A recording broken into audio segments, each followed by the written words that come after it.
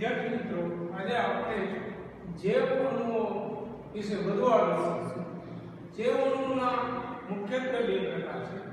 એક એવો પ્રકાર છે કે જેનો અણુભાર 1000 ડાલ્ટનથી ઓછો તો એને સૂક્ષ્મ જૈવ અણુ કહેવાય, અને બીજો પ્રકાર છે 1000 ડાલ્ટનથી વધુ હોય તો એને બૃહદ જૈવ અણુ કહેવાય. ડાલ્ટનને DA વડે કેપિટલ D સ્મોલ a વડે દર્શાવે છે. ડાલ્ટન નામના વૈજ્ઞાનિકે આ અણુભારનો એકમ આપેલો છે. એકચ્યુઅલી યુનિફાઈડ એટમિક માસ યુનિટ એને કહેવામાં આવે છે, અને મોટો એકમ છે કિલો ડાલ્ટન, એટલે કે 1 કિલો ડાલ્ટન બરાબર 10 ની 3 ઘાત એટલે કે 1000 ડાલ્ટન. ઉદાહરણ તરીકે જોઈએ તો પ્રોટીન, ન્યુક્લિક એસિડ, પોલિસેકેરાઇડ્સ, લિપિડ આ બધા એવા છે કે જેનો અણુભાર છે એ 10,000 ડાલ્ટન કરતાં વધુ છે, માટે એને બૃહદ અણુ કહેવાય. પણ એમાં લિપિડ અપવાદ છે.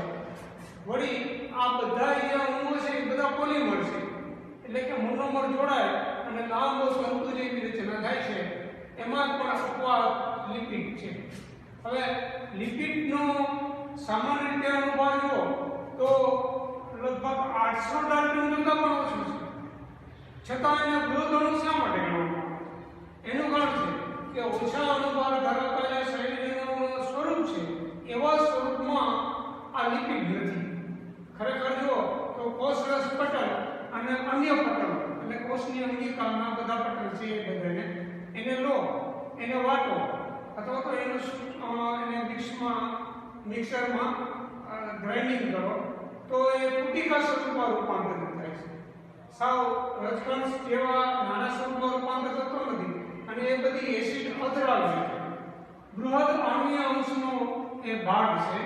ખરેખર એ બૃહદ અણુ કરતાં બૃહદ આણ્વીય અંશનો એક ભાગ છે.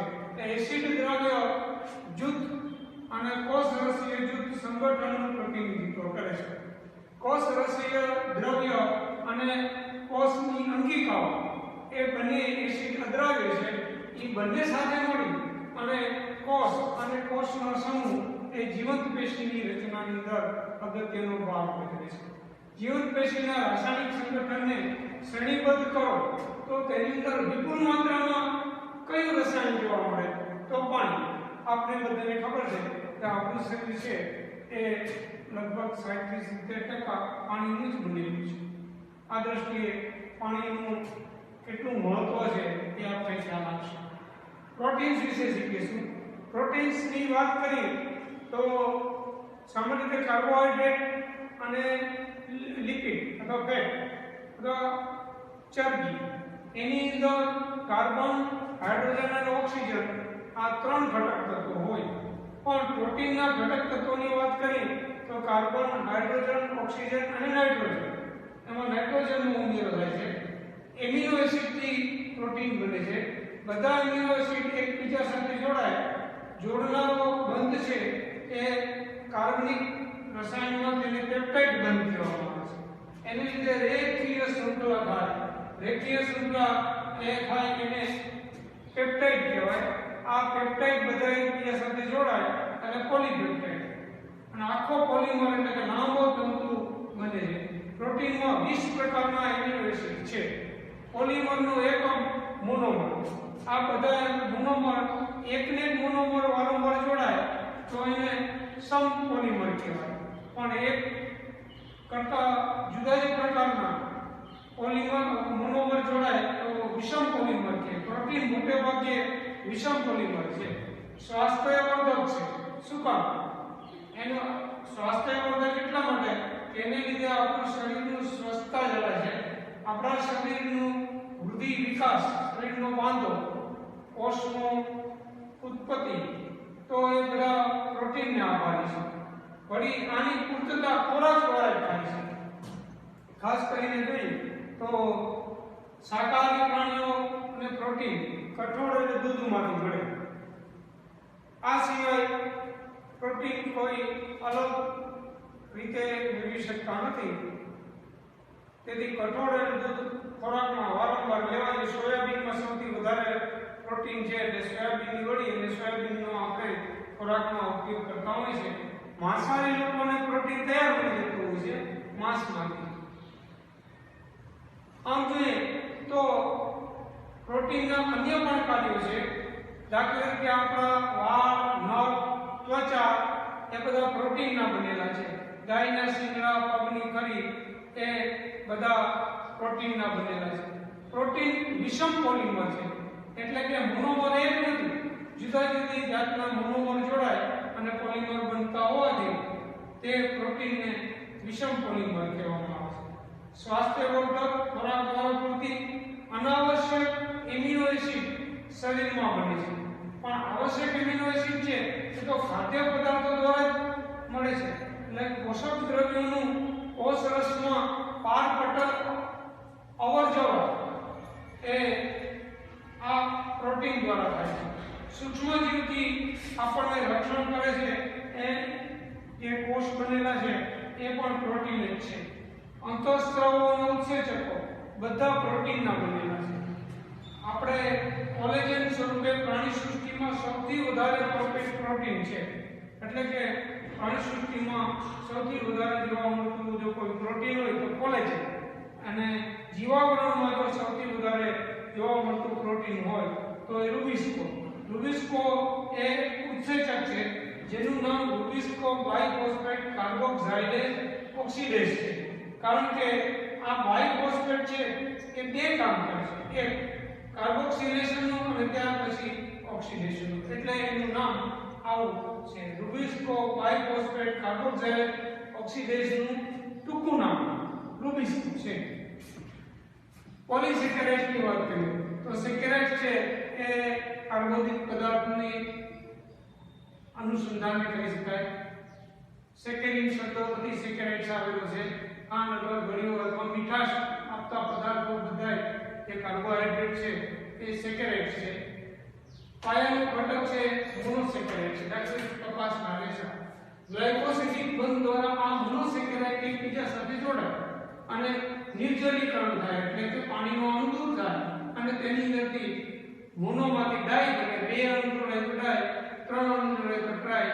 આ રીતે એક કરતા વધારે અણુ જોડાય તો એને પોલિસેકેરાઇડ્સની લાંબી શૃંખલા બને છે.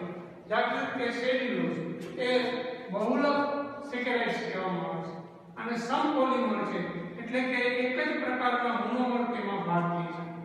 મોટે ભાગે તો પોલિસેકેરાઇડ વિષમ પોલિમર છે, એટલે રૂપાંતરિત સ્વરૂપ છે એ મંડકણ છે. મંડકણ એટલે સ્ટાર્ચ કણ જે બટાટામાં જોવા મળે છે, તો એ કણ બધા સ્ટાર્ચના છે એ પોલિસેકેરાઇડ છે, પણ એ રૂપાંતરિત સ્વરૂપ છે, એટલે કે વલયો એકબીજા ઉપર ગોઠવાયેલા જોવા મળે છે.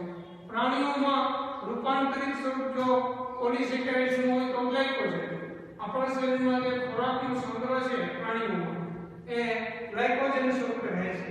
જેમ વનસ્પતિ સૃષ્ટિમાં વધારાના ખોરાકનો સંગ્રહ સ્ટાર્ચ રૂપે થાય છે, એમ અહીંયા ગ્લાયકોજન સ્વરૂપે થાય છે. ઇન્સ્યુલિન એ ફ્રુક્ટોઝનો પોલિમર છે. એક દ્રષ્ટિએ જોઈએ તો ગ્લુકોઝ, ફ્રુક્ટોઝ અને ગેલેક્ટોઝ એ મોનોમર છે. પછી જોડાઈને તેની અંદરથી પોલિમર બનતા હોય છે. જમણો છેડો એને રિડ્યુસિંગ અને ડાબો છેડો છે એને નોન રિડ્યુસિંગ એન્ડ કહેવામાં આવે છે. અને આખી કાર્ટૂન જેવી રચના થાય છે. સ્ટાર્ચ છે એ કુંતલાકાર રચના છે. દ્વિતીયક સંરચના સ્ટાર્ચ ધરાવે છે. સ્ટાર્ચ છે એ આયોડિનના અણુને કુંતલીય ભાગથી જોડાયેલ રાખે, એટલે ભૂરો રંગ એમાંથી ઉત્પન્ન થાય છે. એટલે આપણે સ્ટાર્ચની કસોટીમાં આયોડિન વાપરીએ છીએ. સ્ટાર્ચમાં આયોડિનનું દ્રાવણ ઉમેરતા ભૂરો રંગ મળે છે. સેલ્યુલોઝમાં કુંતલાકાર રચના જોવા મળતી નથી. વનસ્પતિ કોષ દિવાલ, કાગળ, રૂ આ બધા સેલ્યુલોઝ છે. જટિલ પોલિસેકેરાઇડ્સની વાત કરીએ તો એમિનો શર્કરા અને પરાવર્તિત શર્કરા આ બંને સાથે જોડાય અને બને છે. સંધિપાતી સમુદાયના જે બાહ્યકંકાલ તંત્ર છે એ કાઇટિનનું બનેલું છે, એ પણ એક જટિલ પોલિસેકેરાઇડ છે. અને જટિલ પોલિસેકેરાઇડ છે એ હંમેશા વિષમ પોલિમર છે, એટલે કે એના મોનોમર એક સરખા હોતા નથી. ન્યુક્લિક એસિડની વાત કરીએ તો એક બૃહદ અણુ છે એસિડ અદ્રાવ્ય ભાગની અંદર જોવા મળે છે. શરૂઆતમાં આપણે પ્રયોગ નંબર 1 કરાવ્યો હતો. અદ્રાવ્ય ભાગની અંદર એસિડ દ્રાવ્ય માં ન્યુક્લિક એસિડ જોવા મળે છે.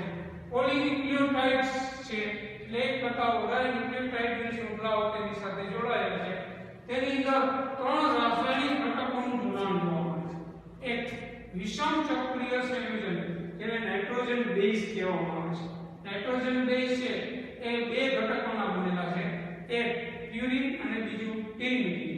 પ્યુરિનના વધુ જે ઘટકીય તત્વો છે એ AT એટલે કે એડિનોસાઇન અને થાઇમિન છે, ત્યારે પિરિમિડિનના છે એ GC એટલે ગ્વાનિન અને સાઇટોસાઇન છે. આમ જોઈએ તો પ્યુરિન અને પિરિમિડિન એ સ્થાપિત અને પ્રતિસ્થાપિત પ્રકારના નાઇટ્રોજન બેઝ છે. તેનું જોડાણ મોનોસેકેરાઇડ સાથે કરવાનું. મોનોસેકેરાઇડ તરીકે અહીં જો તો પેન્ટોઝ શર્કરા એટલે કે ઓક્સિરિબોઝ શર્કરા અને ડીઓક્સિરિબોઝ શર્કરા એનો ઉપયોગ થાય છે. આ બંનેનું જોડાણ થાય એટલે તેની અંદરથી જે સંયોજન બને છે એને ન્યુક્લિયોસાઇડ્સ કહેવામાં આવે છે. પછી આ બધા ન્યુક્લિયોસાઇડ્સ છે તો ફોસ્ફોડાયસ્ટર બંધથી જોડાય એટલે ન્યુક્લિયોટાઇડ બને. એક કરતા વધારે ન્યુક્લિયોટાઇડ એક સાથે જોડાય અને જે સીડી જેવી ઉત્તલાકાર રચના કરે છે એને ન્યુક્લિક એસિડ કહેવાય. ન્યુક્લિક એસિડ છે તે 2 પ્રકારના છે. એક રિબોઝ ન્યુક્લિક એસિડ અને બીજી ડીઓક્સિરિબોઝ ન્યુક્લિક એસિડ.